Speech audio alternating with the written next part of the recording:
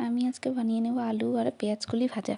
প্রথমে আলু আর পেঁয়াজকলিগুলি ঝিরিঝিরি করে কেটে নিয়েছি। তারপরে ভালো করে ধুয়ে নিয়ে জল ঝরিয়ে নিতে হবে।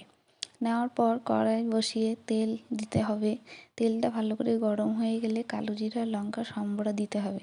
সম্বরাগুলো ভালো করে নেড়েচেড়ে আলু আর পেঁয়াজকলিগুলো দিয়ে হালকা ঢাকা দিয়ে তাপটা কমিয়ে দিতে হবে।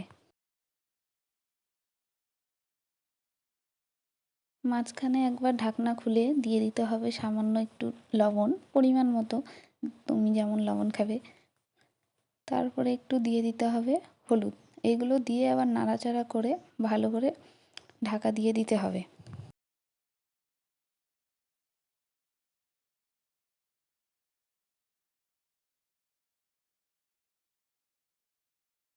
আমি কিন্তু ঢাকনা খুলে বারবার করে নেড়েচেড়ে দিয়েছি।